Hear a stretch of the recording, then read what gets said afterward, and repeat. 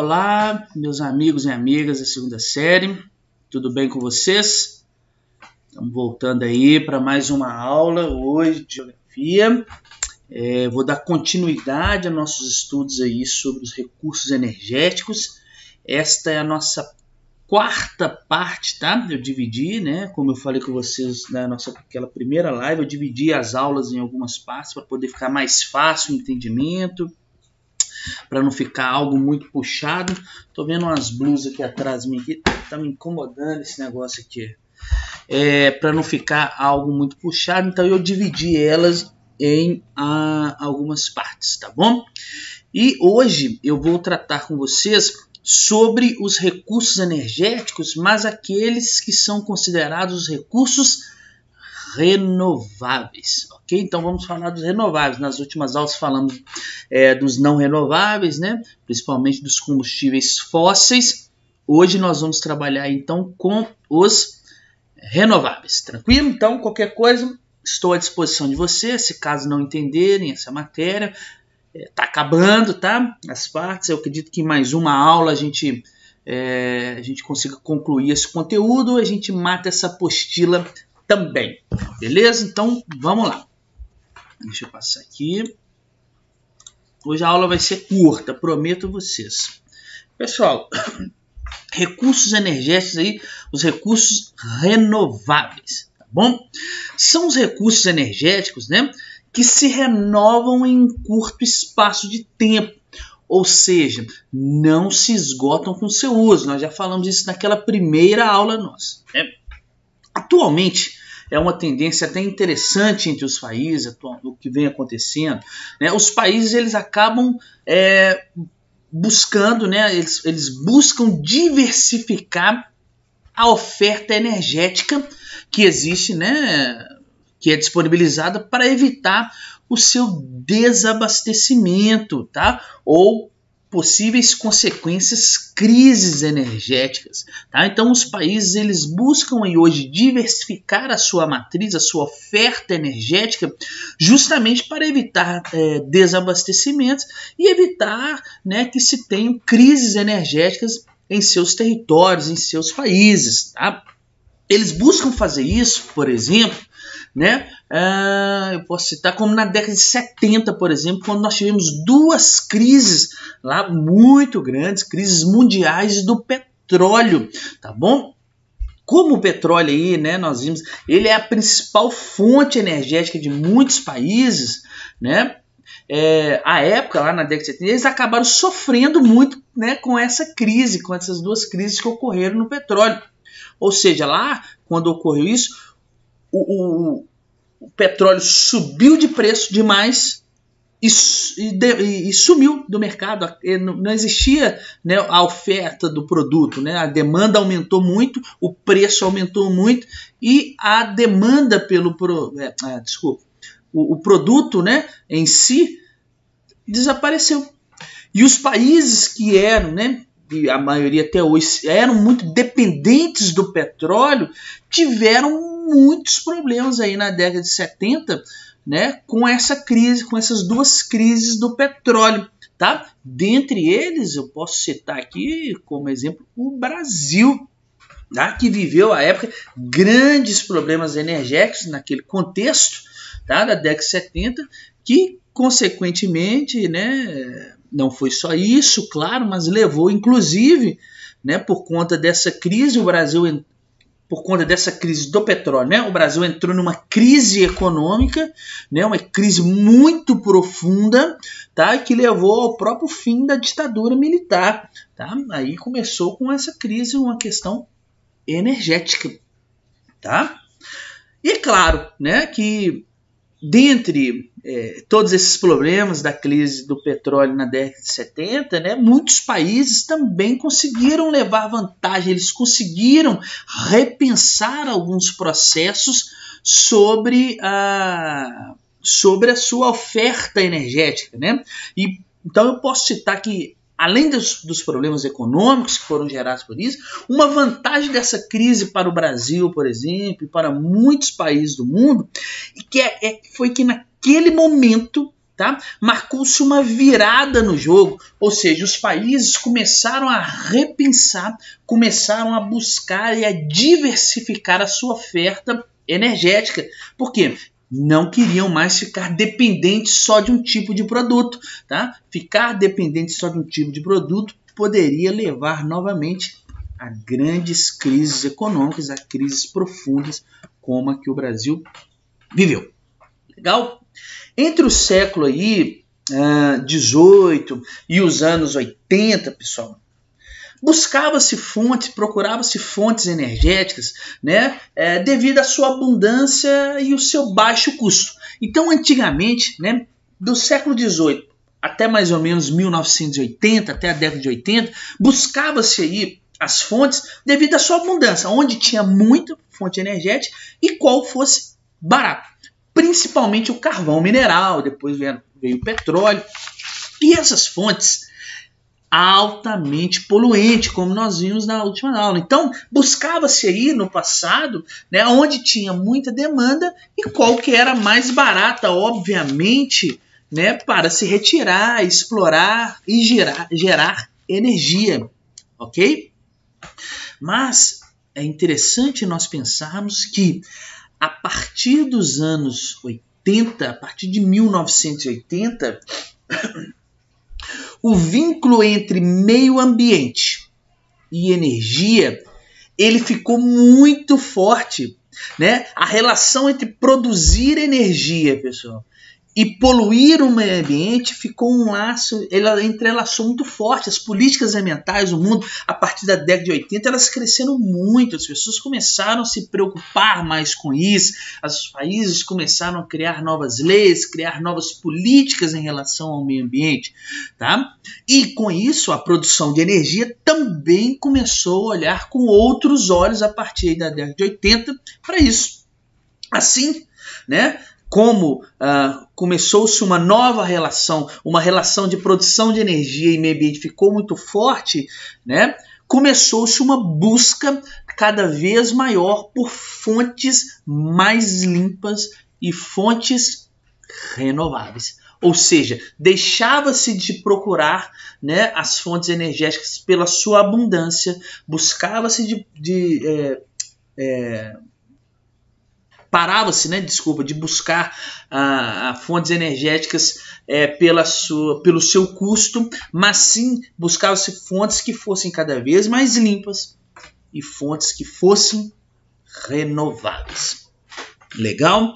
Então, isso a partir da década de 80. Do século XVIII até 1980 não tínhamos isso. Tá? Nós tínhamos aí, né, uma intensa relação de poluição, uma intensa relação aí de impacto ambiental, sobretudo para a produção de energia, principalmente com carvão, petróleo, enfim, nós já falamos sobre isso. As principais fontes renováveis que nós temos no planeta aí, né, elas são muito conhecidas por todos nós. Eu tenho a fonte hídrica,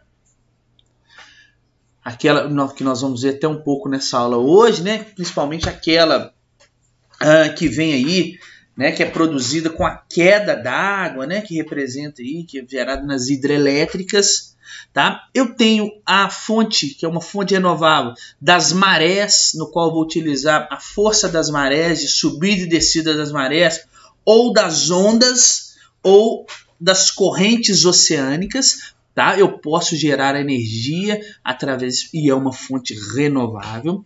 Eu tenho a fonte eólica, que vai utilizar aí a força dos ventos, até nessa imagem aí, né? As pás aí.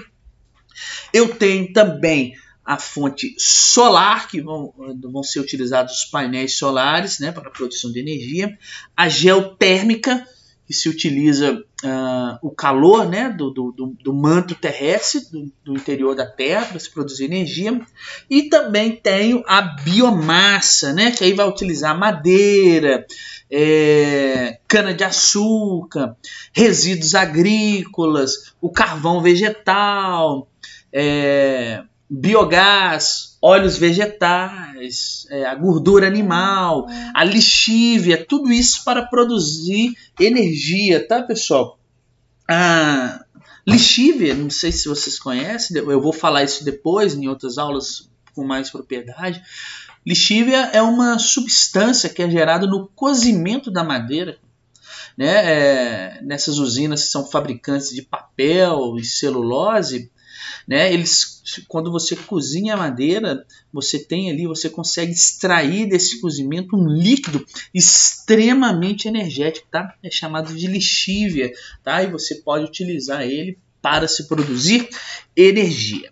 Então, nessa aula hoje, para não ficar algo longo, para não ficar algo extenso para vocês, tá? Eu vou falar de duas fontes, tá? A hídrica e das marés, né? Das ondas aí e correntes oceânicas. E na próxima aula eu falo do restante das fontes renováveis. Legal? Então, o primeiro que nós vamos ver aí é a fonte renovável chamada hídrica. A mais conhecida aí, talvez, né? Uma das mais famosas, pessoal. É a energia extremamente conhecida no Brasil, tá? De nossa matriz elétrica, lembra a diferença, né? Ela representa aí aproximadamente 75% da energia elétrica que é produzida nas usinas hidrelétricas. Olha aí a imagem para vocês, que depende muito da presença aí de rios caudalosos e de rios de planalto, rios, ou seja, com declividade, para poder ocorrer, para você conseguir produzir uma alta demanda de energia. É claro que hoje consegue-se produzir energia em rios com pouca declividade, em rios de planície, tá? Mas o potencial energético não é tão alto como em rios com queda, tá? Em rios de planalto. Então, é uma energia muito conhecida no Brasil. 75% da nossa matriz elétrica está baseada nesta força aí, nessa fonte renovável, tá bom? De maneira geral, então, essa energia hídrica é a energia produzida com a queda d'água, tá? Ela é represada em usinas hidrelétricas que giram uma turbina e aciona um gerador, tá bom? Quando você abre as comportas da água, a água vai descer com queda, né? Vai girar uma turbina e essa turbina vai acionar um gerador, falando bem grosseiramente aí, tá bom? E bem simplista, tá? É importante vocês saberem isso. E o que se cobra em provas, né, claro, são as vantagens e as desvantagens dessas fontes. Claro que, mesmo sendo renovável, ela também vai apresentar desvantagens, tá? As vantagens de uma fonte hídrica é que ela é renovável, existe um baixo custo da energia produzida, tá bom? E é interessante pensar nesse baixo custo de energia produzida, pessoal, e é por isso que aqui no Brasil, em nossa conta de luz, eu não sei se vocês já repararam, nós utilizamos aquelas bandeiras tarifárias, tá? Porque no inverno, em época de seca aqui no Brasil, o nível da água das represas, ele fica o quê? Mais baixo. E a produção de energia se torna o quê? Menor nas hidrelétricas. E aí, nesse contexto, né, quando eu tenho a produção menor de energia nas hidrelétricas, nós temos que ligar o quê? As térmicas, né? As energias térmicas. E o custo do quilowatt-hora produzido nas térmicas é muito grande. E é por isso que eles colocam algumas bandeiras na nossa conta de luz aqui, é quando nós temos que acionar as térmicas, porque a produção de energia nas hidrelétricas está baixa. Aí eu tenho que compensar, eu tenho que trazer energia dessas usinas térmicas, tá? E isso tem um custo muito alto. É por isso que a gente vai colocando aquelas tarifas na nossa conta de luz. Pega depois para você ver a conta de luz da sua casa.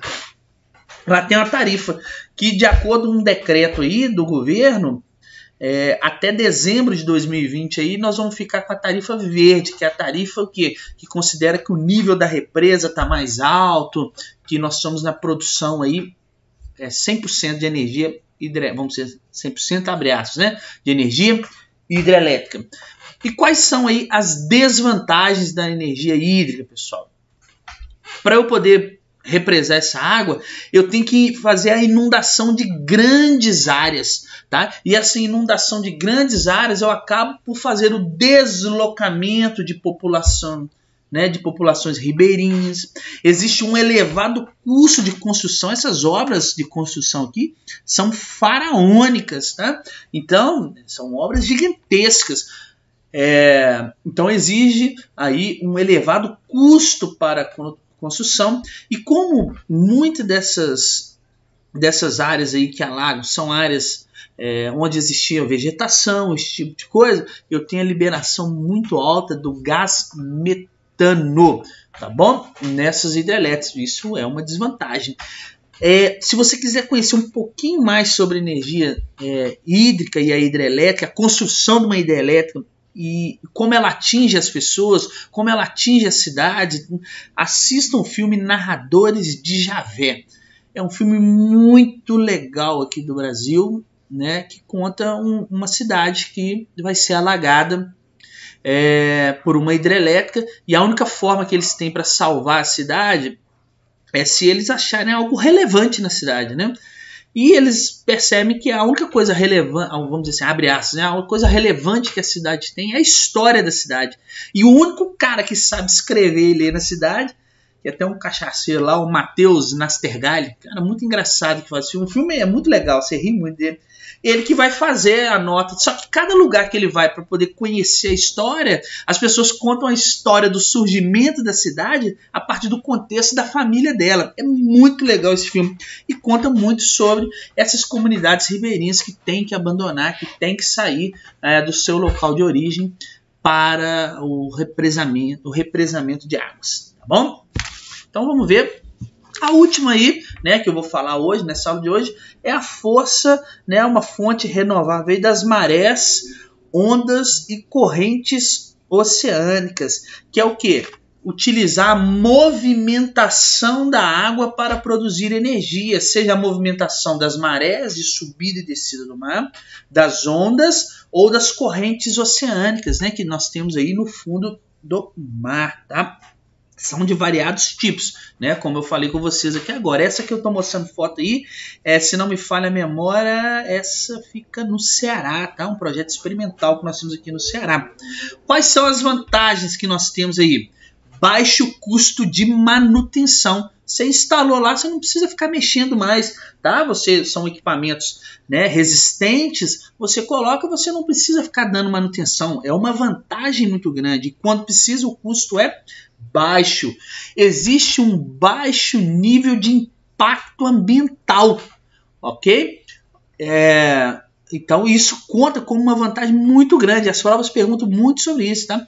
Baixo nível de impacto ambiental. Existe um impacto? Claro, mas ele é baixo em comparação a outras fontes, tá bom? É uma fonte praticamente inesgotável, né? A porção líquida do nosso planeta de oceano é tão grande que é praticamente inesgotável essa fonte, tá? Então isso conta-se como uma vantagem, legal?